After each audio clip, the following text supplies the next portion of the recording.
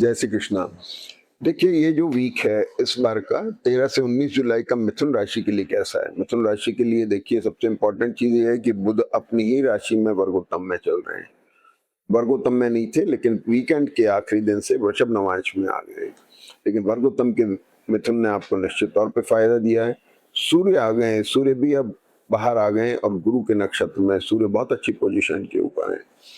Second house में गुरु है, जो teaching, preaching, consultancy, banking, HR, management के लोगों के लिए बहुत अच्छा है। शनि वहां बैठ के जॉब में चेंज, प्रोफेशन में चेंज ला रहे हैं। कुछ अच्छी परिस्थितियां बन रही हैं, आप बदलाव, तब्दीली चाह रहे हैं। सबसे बड़ी चीज ये कि फिफ्थ लॉर्ड शुक्र आपके राहु केतु के बीच में, जो आपकी मानसिक स्थिति को बता रहे हैं और बहुत अच्छी है। और चंद्रमा जब सिंह राशि में आ जाएंगे, नीचे देखेंगे तो 16 तारीख को आ रहे हैं। ये बहुत अच्छा कॉम्बिनेशन बनेगा, जिसके बारे में हम चर्चा करेंगे।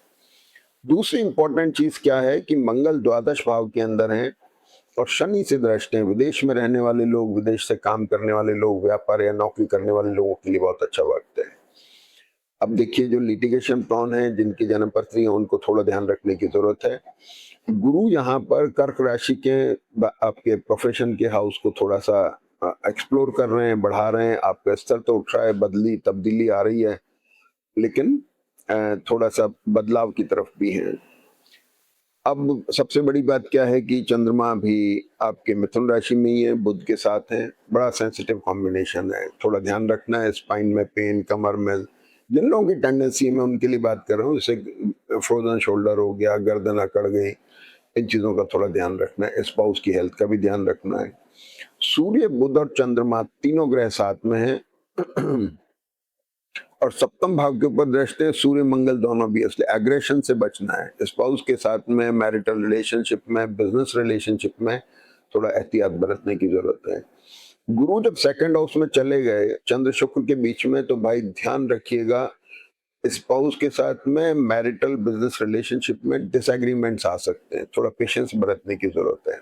हल्का फुल्का स्ट्रेस भी आ सकता है, तो इन चीजों का ध्यान रखना है। तो स्ट्रेस और ये डिसएग्रीमेंट वाला जो गुरु है, इसकी दृष्टि दशम भाव पे। अपने एम्प्लॉयर के साथ में अच्छी ट्यूनिंग बिठा के रखें, जिनके साथ आप बिजनेस करते हैं उनके साथ अच्छी ट्यूनिंग बना के रखें। तो ये मोटा मोटा डिस्क्रिप्शन हो गया। अब पोजीशन क्या आती है देखिए। सबसे पहले इधर देखेंगे तो सूर्य केंद्र में है और सूर्य मिथुन राशि में वर्गोत्तम में हो रहे हैं 13 जुलाई को दिन में 11:50 पर। ये सूर्य वर्गोत्तम में हो गए। आपका तृतीय लॉर्ड सूर्य केंद्र में। सूर्य जो है ये आत्मबल के कारक हैं, आत्म कारक हैं। इनसे आपको आत्मबल होता है, और जिनका सूर्य स्ट्रांग होता है, ऐसे लोग बहुत निर्भीक होते हैं, बड़े डैशिंग होते हैं, बहुत अच्छे, बड़े ऐसे मतलब एबनॉर्मल डिसीजन ले सकते हैं, अग्रेसिव होते हैं, रिस्क ले सकते हैं। ये वो रिस्क वो लेता है जिसका आत्मबल मजबूत होता है। तो सूर्य को इस बारे में विशेष तौर पर देखा जाता है। नहीं, सूर्य मंगल की दृष्टि सप्तम भाव पे है, जो आपके मैरिटल और बिजनेस रिलेशनशिप को आपके एग्रेशन की वजह से या ज्यादा फोकस होने की वजह से थोड़ा सा हल्का डिस्टर्ब कर रही है। तो रिलेशनशिप में थोड़ा एहतियात बरतिए। मंगल और बुध की पोजीशन भी अच्छी है, जो सप्तम भाव पे दृष्टि है। मोटे तौर पे combination hernia, appendix, stone, arthritis, sugar की प्रॉब्लम बताता है, लेकिन दूर है काफी। फिर भी अब इसके जो इफेक्ट हैं, इनसे थोड़ा बचने की जरूरत है। एसिडिटी का विशेष ध्यान रखें, मंगल एसिडिक कैरेक्टर के हैं। तो अब ये बात हो गई। दूसरी बात यह है कि गुरु सूर्य जो है मिथुन में वर्गोत्तम में 13 तारीख को 11:50 से, और 16 तारीख को ये वर्गोत्तम का सूर्य बदल के कर्क राशि में आ रहा है। तो सूर्य कर्क राशि में आ गए, यहाँ भी वर्गोत्तम में है और वीकेंड तक वर्गोत्तम में रहेंगे। अब ध्यान से सुनने की बात है, गुरु और सूर्य का बड़ा कमाल का कॉम्बिनेशन बन रहा है। नक्षत्रों की वजह से बहुत एक्सप्लोरिंग कॉम्बिनेशन है। सबसे पहले तो एसेट में रिशफल ला रहा है, थोड़ा चेंजेस ला रहा है आपके मैरिटल और बिजनेस रिलेशनशिप। और दूसरी बात ये, गुरु सूर्य कॉर्पोरेट सेक्टर या गवर्नमेंट सेक्टर को बताते हैं। तो जो लोग नौकरी करते हैं कॉर्पोरेट में या गवर्नमेंट में, उन लोगों के लिए बहुत बढ़िया है। या जो लोग कॉर्पोरेट या गवर्नमेंट सेक्टर के साथ जुड़ाव से कुछ व्यापार करते हैं, जिनका एम्प्लॉयर या देना चाहिए, जिनको प्रोटेक्शन देने एजेंसीज एजेंसीज हैं, जैसे फ्रेंचाइजी टाइप बिजनेस हो, उन लोगों को थोड़ा सा फायदेमंद है। लेकिन क्योंकि सेकंड हाउस में कॉम्बिनेशन है, तो थोड़ा केयरफुल रहना पड़ेगा, पेशेंस बरतना पड़ेगा रिलेशनशिप को लेकर के। शनि के ऊपर गुरु की दृष्टि बहुत अच्छी है, व्यापार में, नौकरी में, इनमें तब्दीली दिखा रही है। इसके बाद में मंगल जो है मिथुन नवांश में आ जाते हैं, तो मंगल का जो वर्गोत्तम करेक्टर है यहाँ पर, ये 14 तारीख को खत्म हो रहा है और ये मिथुन नवांश में आ जाएंगे। मंगल मिथुन, देखिए वैसे तो मंगल वृषभ नवांश में बड़े एक्यूट होते हैं। चंद्रमा के नक्षत्र में बहुत एसिडिक हैं, पेट की तकलीफ, दूसरी तकलीफें, ब्लड प्रेशर हाई करना, थायराइड होना, इन सब के कारक हैं। मिथुन नवांश में आके मंगल थोड़े माइल्ड हो जाते हैं, हल्के पड़ जाते हैं। शनि से दृष्ट है, मैंने कहा विदेश के कारक हैं, बहुत अच्छी पोजीशन है। मंगल की दृष्टि केतु और शुक्र पर है। देखिए मंगल चंद्रमा के नक्षत्र में, ये दोनों केतु के नक्षत्र में, ये ग्रहण बना तो शुक्र जो है आपके 5th लॉर्ड हो गए और 12th लॉर्ड हो गए। पैसे का निष्कासन होना, ट्रैवल होना, या फिर मानसिक स्थिति में हल्का सा दबाव महसूस करना, ये गुरु की भी बता रहे हैं। तो सारी प्लैनेटरी पोजीशन क्या बता रही है? प्रोफेशन के ऊपर थोड़ा सा ज्यादा फोकस करने की जरूरत है, पेशेंस बरतने की जरूरत है। आपको हल्का स्ट्रेस या इनसिक्योरिटी डेवलप हो रही है, विम्सिकल कैरेक्टर है प्रोफेशन को लेकर, ये एक सबसे बड़ी बात हो गई। इसके बाद में 14 तारीख को 13:29 से 18:49 तक चंद्रमा वर्गोत्तम में है, मिथुन राशि में। अब आप देखिए कि सूर्य तो बदलेंगे 16 तारीख को कर्क में, और उससे पहले 14 से लेके 16 तक सूर्य, चंद्रमा और बुध तीनों मिथुन राशि में है। तो मिथुन राशि में वर्गोत्तम में चंद्रमा है।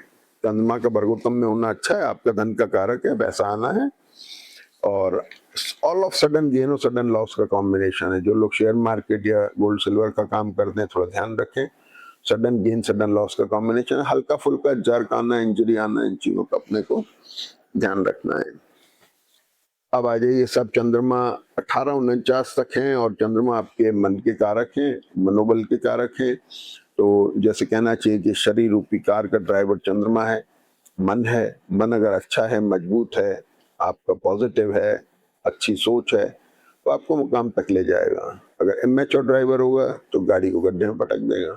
तो चंद्रमा का ताकतवर होना जन्म पत्री का पहला सफलता का मूल लक्षण है। यहाँ चंद्रमा वर्गोत्तम में, इस समय को आप इस्तेमाल कर लें कोई चेंज इन मीटिंग्स में, नई बिजनेस मीटिंग्स में, टाई अप्स करने में, या इम्पोर्टेंट कुछ भी शुरुआत करने में आप इसे यूज कर सकते हैं। फिर ये चंद्रमा 18:49 से कर्क राशि में आ जाते हैं। अब यहाँ पर कर्क राशि में आ रहे हैं, सूर्य अभी नहीं आए, सूर्य आएंगे 16 तारीख को। तो यहाँ पर आ गए चंद्रमा, 14 से लेकर के और 16 तारीख तक चंद्र और गुरु का कॉम्बिनेशन बनता है। ये कॉम्बिनेशन 2nd लॉर्ड और 10th लॉर्ड की शिप है। यहाँ पर तब्दीली के आसार बन रहे हैं। चंद्रमा वर्गोत्तम में है, धन के कारक हैं, अपने स्थान पर हैं, लेकिन प्रोफेशनल चेंज की तरफ है। गुरु चंद्रमा दोनों अष्टम भाव पे दृष्ट है, तो थोड़ा एसेट को लेकर के भी डेवलपमेंट्स आ सकते हैं। लेकिन गुरु चंद्र की युति गज केसरी योग नहीं कही जाएगी, इसलिए हाँ इसका अपना रिजल्ट जरूर आता है। गुरु स्वाभाविक रूप से मान सम्मान प्रतिष्ठा के कारक हैं, लेकिन यहाँ पे थोड़े कमजोर हैं। सूर्य और केतु की वजह से इसमें थोड़ा सा एक ग्रहण की भी कॉम्बिनेशन बन रही है। इसके बाद में सबसे बड़ी चीज ये होती है कि शुक्र जो है 16 तारीख को वर्गोत्तम में आ रहे हैं। शुक्र आपके 5th लॉर्ड हो गए। शुक्र वर्गोत्तम में है 16 तारीख को 9 बजे से लेकर के रात को 9 बजे से 19 तारीख को रात को 8 बजे तक। एक अच्छा कॉम्बिनेशन है, जो द्वादश का भी लॉर्ड हो गया। एक्सपेंडिचर है, ड्रेन ऑफ एनर्जी बेटर या ट्रैवल हो सकती है। राहु के बिंदु के बीच में ये 2 एनर्जी नॉट्स हैं, जिनके बीच में जो ग्रह आ जाता है वो एग्रीवेट हो जाता है, उसकी पावर बढ़ जाती है। तो राहु केतु के बीच में जो शुक्र आया, उसने आपकी मानसिक स्थिति बहुत अच्छी बना दी, अच्छी पॉजिटिव सोच हो गई, आपका माइंड फर्टाइल है, ब्रेन एक्टिव है, काम कर रहा है। कुछ एक्सपेंडिचर ड्रेन एनर्जी का हो सकता है, वो सब मेंटल भी हो सकता है, फिजिकल भी हो सकता है, फाइनेंशियल भी हो सकता है, किसी भी लेवल पे हो सकता है। और 16 तारीख को फिर सूर्य बदल के कर्क राशि में आ जाते हैं। तो चंद्रमा यहाँ चल ही रहे, अब सूर्य यहाँ पर आ गए। यहाँ पर गुरु सूर्य और चंद्रमा का कॉम्बिनेशन बना, बहुत अच्छा कॉम्बिनेशन बना। शुक्र वर्गोत्तम में, सूर्य वर्गोत्तम में, एक बहुत अच्छी प्लैनेटरी पोजीशन बन रही है। आप इसका फायदा उठाइए। इसके बाद में 16 तारीख को चंद्रमा सिंह राशि में आते हैं शुक्र के साथ में। ये इंपॉर्टेंट का एस्पेक्ट है, शुक्र और चंद्रमा का कॉम्बिनेशन आ गया। शुक्र और चंद्रमा का कॉम्बिनेशन जो होता है बड़ा इंपॉर्टेंट कॉम्बिनेशन है। खासतौर पे जो प्लानर्स होते हैं, डिजाइनर्स होते हैं, मानसिक काम करने वाले लोग होते हैं, साहित्यिक लोग होते हैं, उन लोगों के लिए बड़ा इंपॉर्टेंट कॉम्बिनेशन है। राहु केतु के बीच में कॉम्बिनेशन बहुत स्ट्रॉन्ग कॉम्बिनेशन है। जो आपकी सोच को बताता है, आप अच्छा प्लान कर सकते हैं, फोर्सिनर होके दूरदर्शिता से डिसीजन ले सकते हैं। लेकिन राहु केतु के बीच में चंद्रमा बैठ करके धन के कारक भी है, पैसा भी नहीं, ये चीज हो गई। तो चंद्रमा और शुक्र दोनों ही द्वादश और धनेश के लॉर्ड हो गए, तो पैसा आने की पूरी संभावना है। इसके बाद चंद्रमा 18 तारीख को कन्या राशि में आ जाते हैं। 18 तारीख को रात को 12 बजे के लगभग चंद्रमा कन्या राशि में आ गए।